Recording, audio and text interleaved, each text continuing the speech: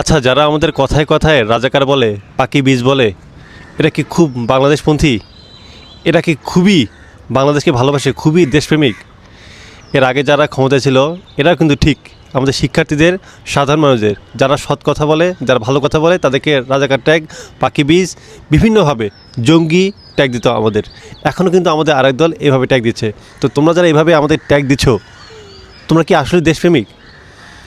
আগের যে দলরা আমাদের সবসময় জঙ্গি বিভিন্নভাবে গালিগালাজ করতো, তারা কিন্তু ভারতে ঠিকই ঠাঁই নিয়েছে। এখন যারা আমাদেরকে গালিগালাজ করতেছে, এরা কই ঠাঁই নেবে?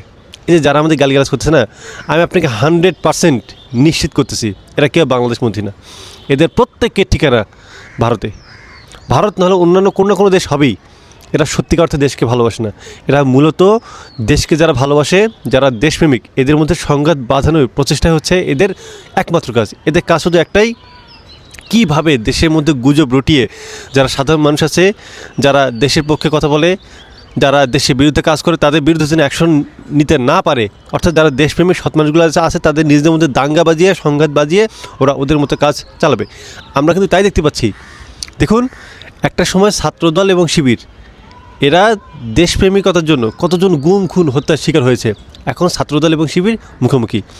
এটার জন্য কিন্তু পেছন থেকে একদল ইন্ধন দিচ্ছে, যাদের মামাবাড়ি দিল্লি, একদম দিল্লি, এর সত্য কথা, যাদের মামাবাড়ি হচ্ছে দিল্লি। এটা কখনোই বাংলাদেশে স্থিতিশীলতা চায় না। ওদের কিন্তু একটা বড় প্রজেক্ট আছে।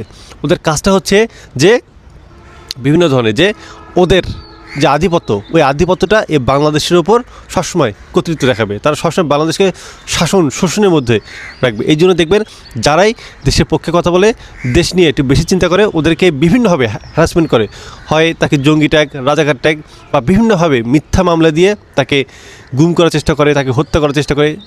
সেটা জিয়াউর রহমানকে আমরা দেখেছি, ওসমান হাদিকে দেখেছি। এইভাবে যুগে যুগে মানুষ যারাই সত্য কথা বলেছে তাদেরকে বিভিন্নভাবে অপদস্থ করতে হয়েছে।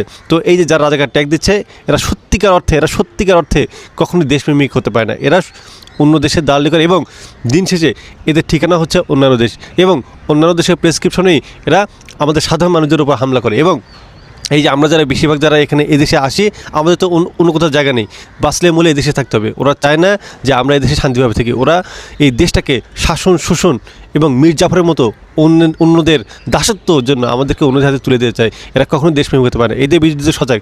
আর কারা রাজাকার ট্যাগ দিচ্ছে, খতিয়ে দেখবেন যে এরা কেউ দেশপ্রেমিক না।